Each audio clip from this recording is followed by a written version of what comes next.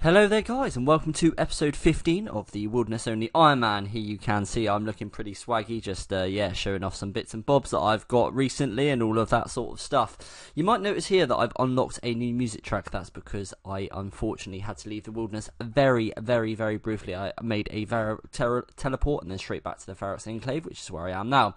And it's to get the collection log, and the reason that I wanted to get the collection log is mainly for the Revenants tab, because obviously the boss kills, I can see how many kills I've got, but not of the Revenants.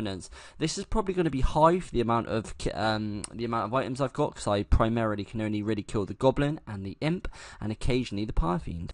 This item will, however, be nice to be able to look at my boss logs and things like that. I think pretty much the only other thing that I've got some in is the Crazed Archaeologist. I'm not exactly sure where he is, but there he is. You can see some bits and bobs in there. We're going to start this video by heading straight back to the Revenants, because I was enjoying me some Revenants and seeing what we can grab from there and seeing if we can get lucky again. So whilst up at Revs, we did get ourselves a couple more lootations, nothing too juicy, but a few runes. Addy bars are going to be useful when I need to make bolts in the later game. It's getting to the time of day where it's getting busier again. I can absolutely tell you that Revenant protection is 100% a thing. The 20% nerf didn't do anything whatsoever. It's still like 3 mil plus an hour, so why would it? So yeah, they really need to think about a proper fix for the Rev Caves, if any legit player is going to be doing it. But I'll just pop there from time to time and kill the Goblin and the Imp, and just safe swap them and run away as soon as I get attacked. If you remember from last episode, we had a zombies task, 76 of them, so we're going to go quickly do that one. It's going to be a nice quick task and hopefully get ourselves some Ive Newts. We have finished up with that zombies task. That was a pretty quick one. So Krystilla, what's going to be next? It's going to be 81 Hellhounds, 74 ranging at the Hellhounds. As you can see, whilst we were up at the Hellhounds, we did get attacked by a level 95 Duke's OP. But yeah, I bought entangle packs, and the reason that I bring entangle packs is because it's a way to just entangle them and log underneath. I think I've gone over it before. Obviously, I could just use the pick lock on the magic axe hut, and if I run out of entangles or they just kept splashing, I probably would do that. But I managed to land an entangle this time and log underneath him. There is a second part to this Terrace Tale, and Mr. Duke's OP, he comes back. He's not very happy that I've just logged underneath him. This time we are out of entangles, so we decide to use the magic axe hut, demonstrating to Mr. Duke's the second way to get away. Hellhound's task finished up, and unfortunately no Laron's keys, and they don't really have any other drops apart from a very rare chance at Smouldering Stone. But our next one is going to be 81 Lesser Demons. Just before we do our Lesser Demons grind, a small goal we've been AFK working on is fletching and woodcutting. There's perfectly good reason for that. But before we get into that, let me show you a montage of the levels that I've been getting.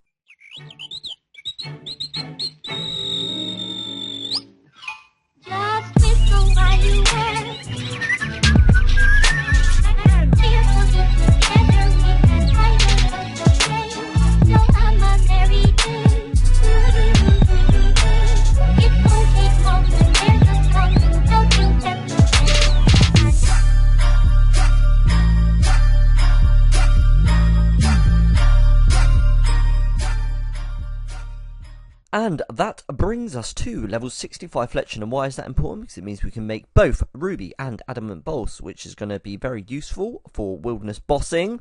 It also means that we can make use short bows, which means our AFK woodcutting and fletching method gets even more AFK, because the oak trees are somewhat AFK, but they do fall down quite quickly. We've done our fletching grind between the oak trees in the low level wilderness and the Ent logs from Entas, and just a few extras that I made.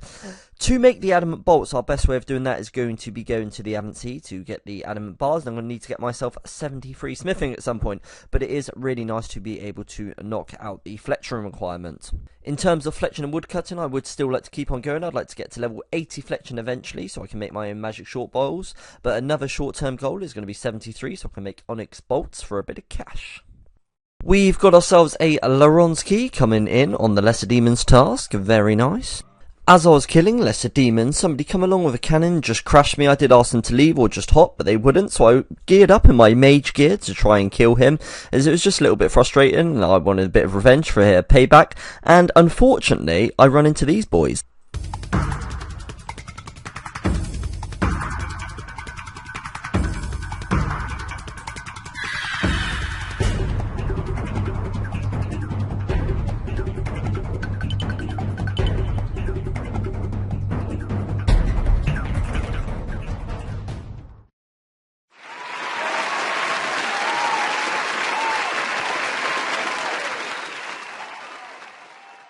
We finished up the Lesser Demons task, and we did just get the One's Laren's Key. We did melee that task, and we're now up to 51 attacks. That's getting up there, and we are hitting more frequently. Our next assignment from Krystilla is going to be back to the Fire Giants. Nice, that is actually our first ever Fire Giants task, so we got this Rune Sim off task. We're going to be doing that one, and seeing if we can get a backup Rune Scimitar. We've just got an interesting one off the Fire Giants. It's a Rune Spear. I'm pretty sure it's not better than the Rune Warhammer for Vetion. I'll double check, but I think only the Dragon Spear would be better, but it is a 1 in 10k drop.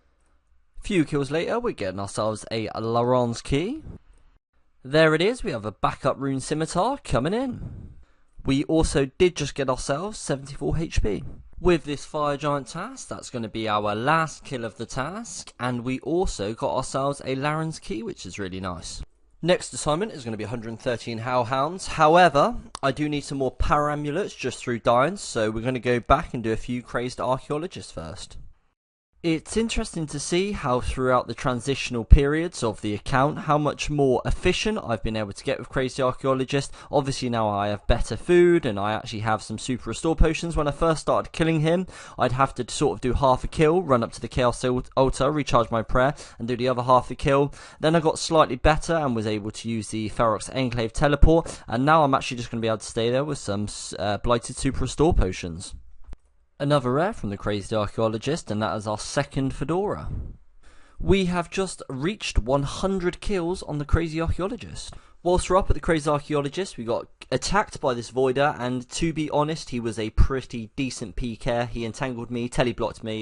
Yeah, I was really struggling to be able to get away.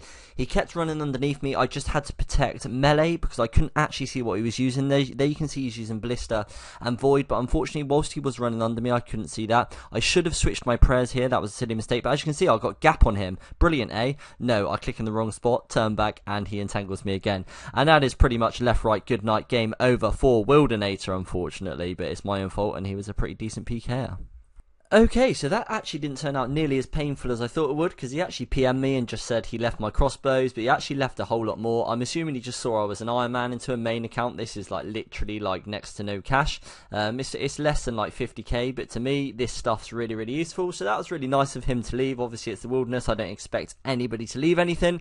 I'd be more than happy if he picked it up, but you know, I am absolutely not going to complain about him leaving the odd item here and there, or most of the items, so yeah, that's really nice that he's done that.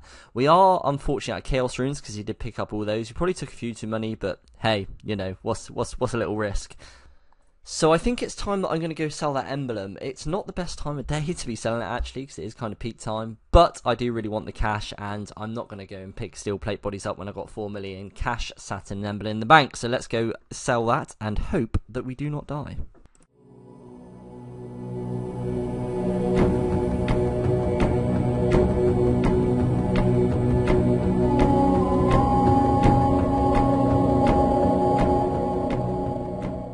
Lovely stuff, we made it back, and the plan is to spend a chunk of this money on some Chaos Runes and some Nature Runes, because I'm going to need to superheat, because of course I need that 73 smithing at some point. Probably buy some airs, because they always come in useful, and finally some cosmetics, because the supply is very low.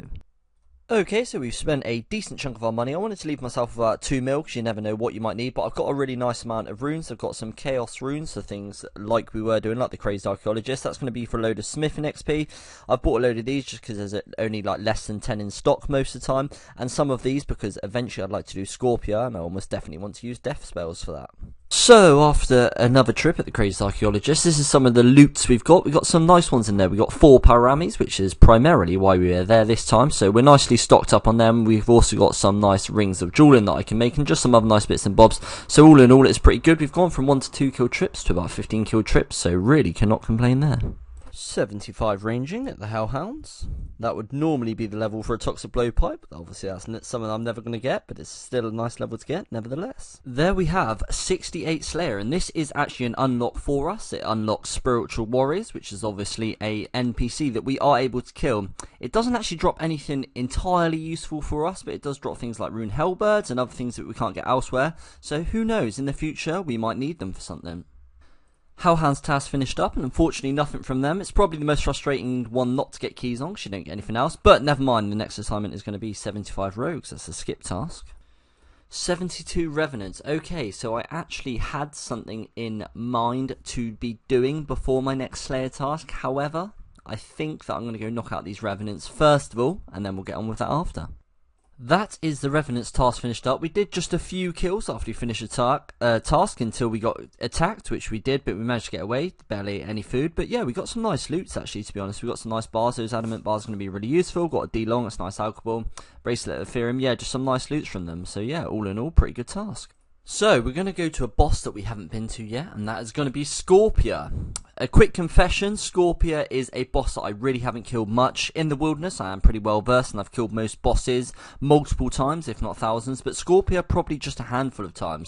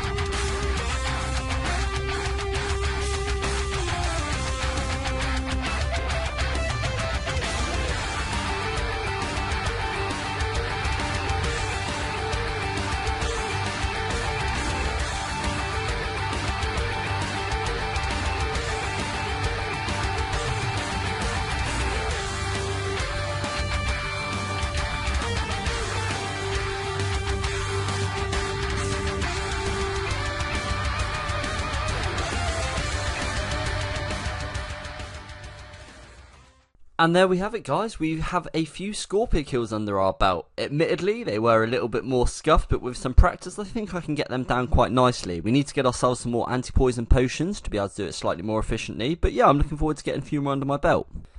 As you can see from the goals list, we now have a Scorpia kill ticked off. So that's another thing ticked off the list and off the achievement gallery. So that's really nice to see.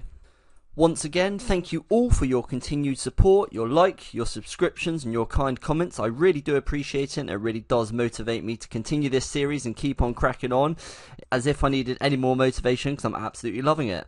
But until next time, guys, I really hope you enjoyed the episode, and goodbye.